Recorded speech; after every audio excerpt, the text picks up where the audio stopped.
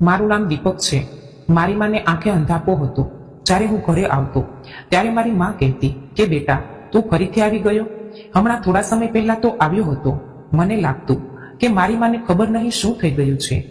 એક દિવસ હું ઘરે વહેલો આવી ગયો અને એ જોઈને મારા પગ નીચેથી જમીન સરકી ગઈ અને મારા હાથ પગ ધ્રુજવા લાગ્યા. કેમ કે મારી પત્ની તો હું રોજની જેમ સવારે 7 વાગે કામ ઉપરથી પાછો ઘરે આવ્યો હતો. ઘરમાં આવતા જ મેં મોટા અવાજે મારી માને બૂમ પાડી. મારી માં જે પોતાના ખાટલા ઉપર સૂઈ રહી હતી, મારો અવાજ સાંભળીને તે તરત જ ઊભી થઈ ગઈ. તેના ચહેરા પરના હાવભાવ જોઈ હું એકદમ ચિંતિત થઈ ગયો. હું તેની પાસે જઈને બેસી ગયો. મારી માં આંધળી હતી એટલા માટે તે મારો ચહેરો અડીને જોવા લાગી. મને તે પહેલા કરતા વધુ કમજોર લાગી રહી હતી. મને ત્યાં હાજર જોઈને તેણે કહ્યું, બેટા બધું બરાબર તો છે ને? આટલો જલ્દી પાછો આવી ગયો, શું કંઈ ભૂલી ગયો છે? માની વાત સાંભળીને હું તેની સામે આશ્ચર્યથી જોવા લાગ્યો. હું તો સવારે 8 વાગ્યાથી ઘરે નીકળી ગયો હતો અને હવે પાછો આવ્યો હતો. હું તેની પાસે ગયો અને તેના કપાળ ઉપર ચુંબન કરીને બોલ્યો, માં હું તો સવારનો ગયો હતો અને હજુ અત્યારે ઘરે આવ્યો છું. મારી વાત સાંભળીને તે આશ્ચર્યચકિત થઈ ગઈ અને તરત જ બોલી, ના બેટા, લગભગ અડધો કલાક પહેલા તું ઘરે આવ્યો હતો અને પછી સાધના સાથે વાત કરીને તું કોઈ કામથી બહાર નીકળી ગયો હતો. હું આશ્ચર્યથી મા સામે જોવા લાગ્યો. આખરે તે કહેવા શું માંગતી હતી? એટલામાં મારી પત્ની રસોડામાંથી ખાવાનું લઈને બહાર નીકળી અને દુઃખી થઈને કહેવા લાગી, દીપક તમે સમજાવો માજીને, મારી તો તે વાત જ નથી સાંભળતા. અત્યારે આ ત્રીજી વખત તેમની પસંદગીનું ખાવાનું બનાવીને લાવી છું. હવે તમે તેમને સમજાવવાનો પ્રયત્ન કરો. વારંવાર ભૂલી જાય છે. કહે છે કે તે ક્યારે મને ખાવાનું પૂછ્યું? તે તો દીપક છે જે મને ખાવાનું પૂછે છે. જો કે તમે અત્યારે આવ્યા છો. મારી પત્નીની વાત સાંભળીને મેં ઉદાસીથી મારી માને સમજાવ્યું કે માં, તું સમયસર ખાવાનું અને દવાઓ કેમ નથી લેતી? આટલી સારી અને કાળજી રાખનારી વહુ તને મળી છે, તેમ છતાં તું પોતાનું ધ્યાન નથી રાખતી. મારી માં ખૂબ જ વધારે ઉંમરની થઈ ગઈ હતી એટલા માટે તેને ભૂલી જવાની ટેવ પડી ગઈ હતી. મારી માં થોડી વાર માટે ખામોશ થઈ ગઈ અને પછી બોલી કે મારું દિલ તારા હાથેથી ખાવાનું ખાવા માંગે છે. બસ કદાચ એટલા માટે મેં વહુને ના પાડી દીધી હશે, મને યાદ નથી. માની વાત સાંભળીને હું હસ્યો અને તેને ખાવાનું ખવડાવવા લાગ્યો. મારી માએ આંખોની દ્રષ્ટિ ગુમાવી દીધી હતી. તે કંઈ પણ જોઈ શકતી ન હતી, પણ અમુક વસ્તુ મહેસૂસ કરી લેતી હતી. મારા દિમાગમાં માના એ શબ્દો ચાલી રહ્યા હતા, કારણ કે આજે આ ત્રીજી વખત હતું જ્યારે માએ મને આવું કહ્યું હતું. આ પહેલા પણ આવું બન્યું હતું. મને વિચારોમાં ખોવાયેલો જોઈને મારી પત્ની પૂછવા લાગી, તો મેં તેને મારી માની વાત વિશે જણાવ્યું. તો તેણે નજર ફેરવીને એક ઊંડો શ્વાસ લીધો અને કહ્યું, દીપક તમારા આવ્યા પહેલા તે સૂઈ રહ્યા હતા. તે ખૂબ વૃદ્ધ થઈ ગયા છે. હવે માએ જે સપનામાં જોયું હશે તેને જ વાસ્તવિકતા માનીને આમ કહી રહ્યા હશે. હવે જુઓ ને, તે પોતે જ કહી રહ્યા છે કે મને યાદ નથી કે મેં તેમને ખાવાનું પૂછ્યું છે. પોતાની પત્નીની વાત ઉપર તે ક્ષણે મેં માથું હલાવી દીધું. બીજા દિવસે જ્યારે હું કામ ઉપરથી ઘરે પાછો આવ્યો ત્યારે એક ખૂબ જ અજીબ ઘટના બની. મારી માં ધાબા ઉપરની સીડીઓની નજીક ઊભી હતી અને માં મને બૂમ પાડીને કહી રહી હતી કે દીપક બેટા, મારા પગમાં દુખાવો શરૂ થઈ ગયો છે. હજુ કેટલી વાર સુધી મારે ઊભું રહેવું પડશે? સાધના વહુ, થોડો સહારો આપીને મને પથારી સુધી લઈ જા. દીપક ખબર નહીં ક્યાં જતો રહ્યો, મને અહીંયા એકલી છોડીને. મારો જીવ અદ્ધર થઈ ગયો હતો. જો માં એક ડગલું પણ આગળ વધતી તો તે સીડીઓથી નીચે પડી શકતી હતી. હું તરત જ દોડીને તેની પાસે પહોંચ્યો અને તેને ત્યાંથી હટાવી. પણ સવાલ તો એ હતો કે માં ત્યાં ઉપર સુધી પહોંચી કેવી રીતે? માએ સીડી પરથી ઉતરતી વખતે તરત જ મને ગુસ્સે થઈને કહ્યું કે હું છેલ્લા 1 કલાકથી અહીંયા ઊભી છું, પણ તું ના જાણે મને છોડીને ક્યાં ગાયબ થઈ જાય છે. ન તો વહુ મારી વાતનો જવાબ આપે છે કે ન તો તું. માની વાત સાંભળીને હું ચોંકી ગયો હતો. મેં માને ફરીથી આશ્વાસન આપ્યું કે હું હમણાં જ ઓફિસેથી આવ્યો છું, પરંતુ માનું વર્તન જોઈને મને ખરેખર ચિંતા થવા લાગી હતી. એક તો મારા માએ તેમની આંખોની રોશની ગુમાવી દીધી હતી અને બીજું તેની ભૂલવાની બીમારીથી મને એ ડર હતો કે ક્યાંક તે કોઈ દિવસ આ સીડીઓથી નીચે ન પડી જાય. મારી પરેશાની જોઈને મારી પત્ની પણ પરેશાન થઈ ગઈ અને પછી તે મારી માને તેના રૂમમાં મૂકવા જતી રહી અને તેને કહેવા લાગી, માજી, હું તો તમને તમારા રૂમમાં બેસાડીને નાવા ગઈ હતી, તો તમે ઉપર કેવી રીતે પહોંચી ગયા? મને એ નથી સમજાતું. સાધના મારી માને કહી રહી હતી. તેનો અર્થ સાધનાને ખબર નહોતી. મારી માં સાધનાને કહેવા લાગી કે આ દીપક જ મને પોતાની સાથે ધાબા ઉપર લઈ ગયો હતો મારી માને ના જાણે શું શું નજર આવી રહ્યું હતું. સાધના તેને રૂમમાં છોડીને ફરીથી મારી પાસે આવીને બોલી, જોઈ લીધી તમારા માની હરકત તમે?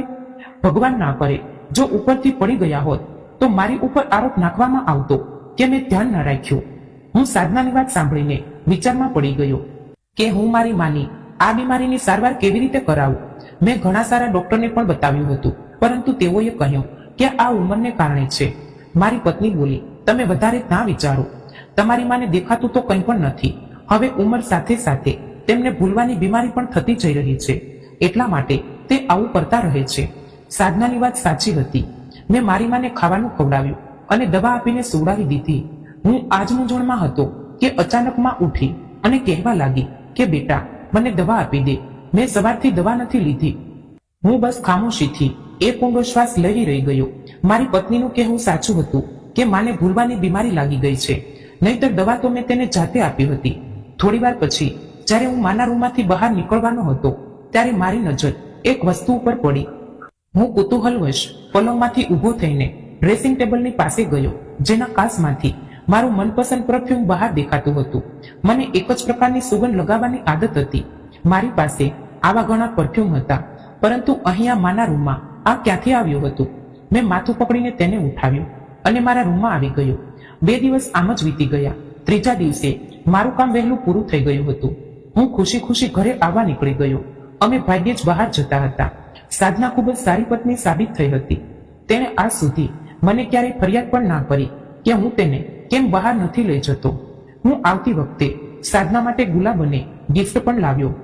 હજુ હું ઘરમાં પ્રવેશો જ હતો કે અંદરથી કંઈક અવાજો આવવા લાગ્યા, જે સાંભળીને મારા પગલાં ત્યાં જ થંભી ગયા. મને મારી માનું આ વર્તન બિલકુલ પણ પસંદ નહોતું આવ્યું. તે સાધનાને ઠપકો આપી રહી હતી, જ્યારે સાધના ચૂપચાપ માથું નમાવીને તેની સામે ઊભી હતી. જ્યારે હું અંદર ગયો તો મારા પગલાં સાંભળીને માં તરત જ ચૂપ થઈ ગઈ અને રડવા લાગી અને રડતા રડતા બોલી, તારી પત્નીએ મારા હાથ બાળી નાખ્યા. જો દીપક, મેં તેને ફક્ત એટલું કહ્યું હતું કે મને ભૂખ લાગી છે, મને કંઈક ખાવા માટે આપી દે, પણ તેને મારા હાથ ગરમ ઇસ્ત્રી ઉપર મૂકી દીધા. માં રડી રહી હતી, પણ આ સમયે તેને કોઈ પણ વાતની મારા પર કોઈ અસર થઈ રહી નહોતી. મને મારી માં પાસેથી આની બિલકુલ ઉમ્મીદ નહોતી. અડધું ખાધેલું ખાવાનું તેની પાસે પડ્યું હતું અને થોડું ખાવાનું તેના કપડા ઉપર હજુ પણ ઢોળાયેલું હતું. રહી વાત તેના હાથોની, તો તે લાલ હતા, બળ્યા ન હતા. સાધના માથું નમાવીને રડી રહી હતી અને પછી રડતા રડતા બોલી, જોઈ લીધું તમે દીપક, મેં તમારી માની દરેક રીતે સેવા કરી, નહીતર કઈ વહુ પોતાની આંધળી અને ભૂખડ સાસુની આટલી દેખભાળ રાખે છે? આ ઉંમરે આમને ભગવાનને યાદ કરવા જોઈએ, પરંતુ આ જાણી જોઈને તમને મારી વિરુદ્ધ કરવાનો પ્રયાસ કરી રહ્યા છે. સાધનાની વાત સાંભળીને મારી માનો રંગ ઉડી ગયો. તે નર્વસનેસનો શિકાર બનીને વાતને ફેરવવા લાગી, પણ હું કંઈ પણ સાંભળ્યા વગર મારા રૂમમાં આવી ગયો. મારી સરપ્રાઈઝ અને આટલો સારો મૂડ બગડી ગયો હતો. મારા મનમાં મારી મા માટે હવે મૂંઝવણ વધવા લાગી હતી. હું મારી આંખોથી જોયેલી વાતને નહોતો નકારી શકતો, એટલે મેં મારી મા વતી સાધનાની માફી માંગી, જેના પર તેણે કહ્યું કે કોઈ વાંધો નહીં, તે મોટા છે, ઉંમરના આ ભાગમાં આવું થઈ જાય છે. તેનું આટલું મોટું દિલ જોઈને મારો તેના પ્રત્યેનો પ્રેમ વધવા લાગ્યો હતો. પણ પછી તેણે ઉદાસ થઈને કહ્યું, દીપક, મને વચન આપો કે ક્યારેય માની વાતોમાં આવીને મારાથી નારાજ નહીં થાવ. હું સાધનાને ખૂબ જ વધારે પ્રેમ કરતો હતો, તો આ કેવી રીતે શક્ય હતું કે હું કોઈની પણ વાતોમાં આવીને તેનાથી દૂર થઈ શકું? મેં તેને ખાતરી આપી કે આવું ક્યારેય નહીં થાય. હું હવે મા સાથે બહુ ઓછી વાત કરતો હતો. સવારે બહાર જતા પહેલા હું તેને મળીને જતો રહેતો અને રાત્રે આવીને તેની સાથે થોડી વાત કરીને સૂઈ જતો હતો. પરંતુ તેનું વર્તન હજુ પણ એવું જ હતું, જે મને વારંવાર વિચારવા મજબૂર કરતું હતું. એક સાંજે જ્યારે હું કામ ઉપરથી પાછો ઘરે આવ્યો તો મારી મા મને ઘરે હાજર જોઈને બોલી, બેટા, તું આટલો વહેલો મુંબઈથી પાછો પણ આવી ગયો? મારી માની વાત સાંભળીને હું ચોંકી ગયો અને હસીને બોલ્યો કે આજે ફરી તે સપનું જોઈ લીધું. મારા સવાલ પર તે ચૂપ થઈ ગઈ અને પછી કંઈક વિચારીને બોલી, ના બેટા, આ કોઈ સપનું નહોતું. તું મારી સામે બેસીને સાધના સાથે વાત કરી રહ્યો હતો કે તું આજે રાત્રે મુંબઈ જઈ રહ્યો છે અને જ્યારે પાછો આવીશ ત્યારે થોડા દિવસો માટે સાધનાને ફરવા લઈને જઈશ. માની આટલી લાંબી વાત પર હું વિચારમાં પડી ગયો કે આ સપનું હતું કે વાસ્તવિકતા. મેં તો આવું કંઈ જ નહોતું કહ્યું. હું ઈચ્છા ના હોવા છતાં પણ માની નજીક જઈને બેસી ગયો અને હસીને પૂછ્યું કે બીજું શું શું કીધું હતું મેં? માં મન હસી અને બોલી, ટોણા ના માર બેટા, જા જઈને આરામ પર. હું જાણું છું કે તું મારી વાત ઉપર વિશ્વાસ નહીં કરે, પણ મારી મજાક ના ઉડાવ. આખરે હું તારી માં છું. માના શબ્દો મને તીરની જેમ વાગ્યા હતા. હું કંઈ કહેવા માંગતો હતો, પરંતુ મારા શબ્દો મારા મોંમાં જ રહી ગયા. હું કંઈ બોલ્યા વગર મારા રૂમમાં જતો રહ્યો. મારા મનમાં અનેક વિચારો જન્મ લેવા લાગ્યા હતા. હું અત્યાર સુધી વાર્તાને એક બાજુથી જોઈ રહ્યો હતો. મારે વાર્તાની બીજી બાજુથી પણ ઉજાગર કરવી જોઈતી હતી. હું અત્યારે આ જ વિચારમાં ખોવાયેલો હતો. એક વ્યક્તિને દરરોજ એક જેવું સપનું કેવી રીતે આવી શકે? કોઈ ગડબડ તો જરૂર હતી. મારી માં મારા લગ્ન પહેલા તો ક્યારેય આટલી બધી અજીબ અજીબ વાતો નહોતી કરતી. મારું દિમાગ આ સમયે ન જાણે આ જ વાત પર થંભી ગયું હતું. આગલા દિવસો આમ જ વીતી ગયા. ત્યારબાદ થોડા દિવસ પછી જ્યારે હું કામ માટેથી ઘરેથી નીકળ્યો, ત્યારે અમુક વ્યક્તિએ મારા પર હુમલો કરી દીધો અને તેઓ બંદૂક બતાવીને મારી પાસેથી પૈસા અને મોબાઈલ છીનવીને લઈ ગયા. મારું હૃદય સંપૂર્ણપણે ગભરાટનો શિકાર બની ગયું. હું ખૂબ ઉદાસ હતો અને સાંજે ઘરે આવ્યો ત્યારે મા સામે ખાટલા ઉપર સૂતી હતી. તે મારા પગલાંનો અવાજ સાંભળીને ઊભી થઈ ગઈ અને બોલી, કોણ આવ્યું છે? દીપક, આ તું જ છે ને? બેટા, તું પાછો કેમ આવી ગયો? માના આ સવાલે આ વખતે મારું દિમાગ ખરાબ કરી નાખ્યું હતું. મારું દિલ પહેલેથી જ પોતાના નુકસાન ઉપર ઉદાસ હતું. તેના ઉપર માના આ સવાલે મને ખૂબ જ ગુસ્સે કરી દીધો. મેં ટેબલ ઉપર પડેલી બધી વસ્તુઓને જમીન ઉપર ફેંકી દીધી અને મારા વાળને મુઠ્ઠીમાં પકડીને હું મારી મા સામે હાથ જોડીને બોલ્યો, ભગવાન ખાતર હવે બંધ થા. આ તારા સવાલોથી હું કંટાળી ગયો છું. તું પૂરેપૂરી પાગલ થઈ ગઈ છે. દરેક વખતે તને દરેક જગ્યાએ હું જ દેખાતો રહું છું. તારા આ પ્રકારના નકામા પ્રશ્નોએ મારું જીવન નરક બનાવી દીધું છે. બસ તે સમયે મારા મોંમાં જે આવ્યું તે હું બોલતો જ રહ્યો. માં બસ એક જગ્યાએ બેસીને સાંભળતી રહી અને દોડતી દોડતી સાધના ત્યાં પહોંચી ગઈ અને મને આટલા ગુસ્સામાં જોઈને તે કહેવા લાગી કે તમે શા માટે આટલા ઊંચા સ્વરમાં માજી સાથે વાત કરી રહ્યા છો? તમે જાણો છો કે તે વૃદ્ધ થઈ ગયા છે. તેમનો શું વાંક છે? મેં કહ્યું કે હું તેના નકામા પ્રશ્નોથી કંટાળી ગયો છું. તો સાધના મને પોતાના રૂમમાં લઈ આવી.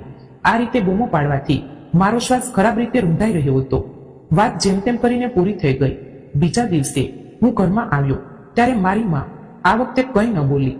કદાચ મારા ગઈકાલના વર્તનને યાદ કરીને તે ખામોશ થઈ ગઈ હતી. મેં પહેલી વાર મા સાથે આવા સ્વરમાં વાત કરી હતી. જ્યારે મને મારી આ ભૂલનો અહેસાસ થયો તો હું તેની પાસે માફી માંગવા લાગ્યો. તેણે પોતાની સાડીના પલ્લુ વડે પોતાની આંખોમાંથી આવતા આંસુને સાફ કર્યા અને પછી કહેવા લાગી, કોઈ વાંધો નહીં, તને પોતાની ભૂલનો અહેસાસ થઈ ગયો છે, તે સારી વાત છે. મારા દિલને એક અજીબ બેચેનીએ જકડી લીધું હતું. મેં આજુબાજુ જોયું. મારી પત્ની ક્યાં હતી? રસોડું પણ ખાલી હતું. મેં તેને ઘણીવાર બૂમ પાડી હતી, પણ તેણે કોઈ જવાબ નહોતો આપ્યો. મને આશ્ચર્ય થયું હતું. એટલામાં મારી માં દિવાલોનો ટેકો લઈને મારા રૂમ સુધી પહોંચી અને બોલી, બેટા, સાધના તો તેના પિયરમાં જતી રહી છે. ભૂલી ગયો કે શું? થોડી વાર પહેલા તું પોતે તો તેને લેવા આવ્યો હતો. માના આ શબ્દો મારી ઉપર કોઈ બોમ્બની જેમ પડ્યા હતા. મેં ઘરમાં હાજર બીજા મોબાઈલમાંથી સાધનાને ફોન કર્યો, જેને થોડીવાર પછી સાધનાએ ઉઠાવ્યો. જ્યારે મેં તેને પિયર જવાનું કારણ પૂછ્યું તો તેણે કહ્યું કે તેની માની તબિયત ખૂબ જ ખરાબ હતી, એટલા માટે હું તરત જ મારા પિયરમાં જતી રહી. હવે તે 2-3 દિવસ ત્યાં જ રોકાશે. તેના રહેવાથી મને કોઈ વાંધો નહોતો, પણ મારી માની અમુક વાતો મારા દિમાગમાં ઘૂમી રહી હતી. થોડા દિવસ પહેલા તેણે જે કહ્યું હતું તે આજે સાચું પડ્યું હતું. શું આ એક સંયોગ હતો કે આમાં કોઈ સચ્ચાઈ પણ હતી? હું સમજી ન શક્યો. મારું મન શંકાથી ભરાઈ ગયું હતું. મેં બીજું કંઈ પણ વિચારવાનું બંધ કરી દીધું અને ચૂપચાપ પોતાની પથારી ઉપર સૂઈ ગયો. એ વિચાર્યા વિના કે હું બહારથી ખાવાનું ખાઈને આવ્યો હતો, પરંતુ મારી માં હજુ પણ ભૂખી હતી. 2 દિવસ આમ જ વીતી ગયા. આજે સાધનાને પિયરમાંથી પાછું આવવાનું હતું. હું ખુશ હતો, પણ એ વાતથી અજાણ હતો કે આજનો દિવસ મારા જીવનનો સૌથી ખરાબ દિવસ હોવાનો છે. હું આજે કામ પરથી વહેલા રજા લઈને ઘરે આવી રહ્યો હતો. હજુ મારી ગાડી ઘરથી થોડે દૂર હતી કે ત્યારે મારી પત્ની સાધના કોઈ છોકરા સાથે ગાડીમાંથી નીચે ઉતરી અને હવે તે બંને ઘરની અંદર જઈ રહ્યા હતા. મારા દિમાગે કામ કરવાનું બંધ કરી દીધું હતું. આ છોકરો ન તો તેનો ભાઈ હતો કે ન તો તેનો કોઈ સંબંધી. મેં બહુ મુશ્કેલીથી પોતાને કાબુમાં રાખીને ચૂપચાપ અડધા ખુલ્લા દરવાજામાંથી ઘરની અંદરનું દ્રશ્ય જોયું. મારી માં કોઈની સાથે વાત કરી રહી હતી અને તે વ્યક્તિ એકદમ મારા અવાજમાં તેની સાથે વાત કરી રહ્યો હતો. હું સ્તબ્ધ થઈને ત્યાં ચૂપચાપ ઊભો રહીને બધું સાંભળી રહ્યો હતો. મારી માં તેની પાસે પાણી માંગી રહી હતી. તે જાણે બેભાન અવસ્થામાં આડી પડેલી હતી. ત્યારે સાધના પાણીથી ભરેલો ગ્લાસ ધાર બનાવીને મારી માની આંખોમાં રેડવા લાગી અને પછી ગુસ્સે થઈને બોલી, ખબર નહીં ક્યારે મળશે આ મારા રસ્તાનો કાંટો. સારું છે આંધળી છે, નહીતર ક્યારનું રહસ્ય ખોલી નાખ્યું હોત મારું. મારી પત્નીની આ ઉપર તે વ્યક્તિ હસ્યો હતો. મારું હૃદય જાણે ધડકવાનું જ ભૂલી ગયું હતું. મારી પત્ની એ પુરુષના હાથોમાં હાથ નાખીને ઊભા ઊભા હસી રહી હતી. મારા મનમાં તોફાન ચાલી રહ્યું હતું. મારી પત્ની મને આટલો મોટો દગો કેવી રીતે આપી શકે? મેં આવું ક્યારેય સપનામાં પણ નહોતું વિચાર્યું. હું તરત જ આગળ વધ્યો અને ઘરમાં જઈને તે વ્યક્તિને કોલરથી પકડીને મારવા લાગ્યો. સાધના મને ત્યાં જોઈને ડરીને પાછળ હટી ગઈ. જ્યારે મારી માં બેભાન અવસ્થામાં અવાજ સાંભળીને રડવા લાગી. મેં તે આદમીને મારીને ત્યાં નીચે પાડી દીધો અને પછી સાધના તરફ ગયો, જે એક ખૂણામાં ડરીને ઊભી હતી. મારી આંખોમાં દુઃખ અને ગુસ્સાથી આંસુ આવી ગયા હતા. મને ત્યાંથી દગો મળ્યો હતો જ્યાંથી મને જરાય ઉમ્મીદ નહોતી. તે ડરીને મારા પગમાં પડીને માફી માંગવા લાગી. તે રડતા રડતા બોલી, મને માફ કરી દો, આમાં મારો કોઈ વાંક નથી. આ છોકરો મને ફસાવી રહ્યો હતો. હું તો ફક્ત તમને પ્રેમ કરું છું. તે આવી વાતો હજુ કરી જ રહી હતી કે તે છોકરો તરત જ બોલ્યો, જૂઠી સ્ત્રી, ના તું પતિની વફાદાર રહી કે ના મારા પ્રેમનો આદર કર્યો. કહી કેમ નથી દેતી કે તું લગ્ન કર્યા તે પહેલાથી જ મને પસંદ કરતી હતી અને હું દરરોજ તને મળવા આવતો હતો. આટલી આસાનીથી બધો દોષ મારા ઉપર નાખીને પોતે સારી બની રહી છે. તે છોકરાની હજુ વધારે વાત મેં સાંભળી હોત તો કદાચ મારું હૃદય ફાટી ગયું હોત. હું તેની તરફ આગળ વધતો તે પહેલા જ તે ત્યાંથી પોતાને છોડાવીને ભાગી ગયો હતો. ડરથી પીળા ચહેરા સાથે સાધના મારી સામે જોઈને રડી રહી હતી. હું એક ક્ષણમાં તેને નફરત કરવા લાગ્યો. હું ન ઈચ્છવા છતાં પણ આંસુ ના રોકી શક્યો. તે ક્યારેક મારી માના પગમાં પડી રહી હતી તો ક્યારેક મારા પગમાં પડીને આજીજી કરી રહી હતી. આના લીધે મેં મારી મા પર શંકા કરી હતી. મેં તેને ધ્રુજતા હોઠ સાથે ફક્ત એટલું જ કહ્યું કે તું એ લાયક નથી રહી કે હવે હું તને થપ્પડ મારવા માટે મારા હાથ ગંદા કરું. તે મારી સાથે બેવફાઈ કરે છે, મારી માને ત્રાસ આપ્યો છે અને મને તેની વિરુદ્ધ કર્યો છે. મેં મારી પત્નીને એક ક્ષણે ઘરમાંથી બહાર કાઢી મૂકી. પછી રડતા રડતા પાછો આવ્યો અને મારી માને પાણી પીવડાવ્યું અને પછી તેના પગમાં પડીને ક્યાંય સુધી રડતો રહ્યો. મેં તેની વાતો ઉપર વિશ્વાસ નહોતો કર્યો જ્યારે તે દર વખતે મને સાચું કહેતી રહી. માએ મને પોતાની પાસે બેસાડ્યો અને મારા આંસુ સાફ કરીને કહ્યું, બેટા, હું તારું ઘર બચાવવા માટે કેટલાય દિવસથી ચૂપ હતી. તારી પત્ની ના મને સમયસર ખાવાનું આપતી હતી કે ના દવા આપતી હતી. ખબર નહીં તે કઈ ગોળીઓ મને બળજબરીથી ખવડાવતી હતી, જેના ખાધા પછી મને લાગતું કે મારું માથું હવામાં ઉડી રહ્યું છે અને હું વાહિયાત વાતો કરવા લાગતી હતી. પણ એ વાતો સાચી હતી. તે મને કહેતી હતી કે સાધના તેને આખો દિવસ ભૂખી રાખતી હતી, પણ હા, તારા આવતા પહેલા તે મારી સામે ખાવાનું જરૂર મૂકી દેતી હતી કે જેથી તને શંકા ના થાય. એ માણસ અવાજ કાઢવામાં માહેર હતો, એટલા માટે મારો અવાજ મારી માની સામે કાઢીને તેની સાથે વાર્તો કરતો હતો. મારી પત્ની સાથે તેને તમામ પ્રકારના સંબંધ બાંધી લીધા હતા. મારી પત્ની મારી માને બળજબરીથી ઊંઘની ગોળીઓ આપતી હતી. મારી માનો હાથ પણ તેણે બાળ્યો હતો. મારી માં રડી રડીને દરેક વાત મને જણાવતી રહી. ત્યાર પછી કહેવા લાગી, જાણે છે બેટા, મને તકલીફ તેના વર્તનથી નહીં પણ તારી વાતોથી થતી હતી. તે તો પરાઈ હતી, પણ તું તો મારો દીકરો હતો, છતાં પણ તું મારું દિલ દુભાવતો રહ્યો. માના હળવાશથી બોલાયેલા શબ્દોએ મારા શરીરમાં ઊંડા ઘા કર્યા હતા. હું જોર જોરથી રડવા લાગ્યો અને તેની માફી માંગવા લાગ્યો. તેણે મને ફરીથી ગળે લગાડી લીધો. થોડા દિવસોમાં જ મેં સાધનાને છૂટાછેડા આપીને તેની સાથેના તમામ સંબંધો તોડી નાખ્યા અને મારી માની સંભાળ રાખવા માટે એક નર્સને રાખી લીધી. સાધનાથી જુદા થયાને મારે ઘણા વર્ષો વીતી ગયા હતા. માનું કહેવું હતું કે મારે બીજા લગ્ન કરી લેવા જોઈએ, પરંતુ મારું દિલ કોઈ પણ રીતે માનતું નથી. હું નથી ઈચ્છતો કે એકવાર ફરી મારી સાથે કે મારી મા સાથે આવું કંઈ થાય અને મારો ભરોસો ફરીવાર તૂટી જાય. તો મિત્રો, વાર્તા પસંદ આવી હોય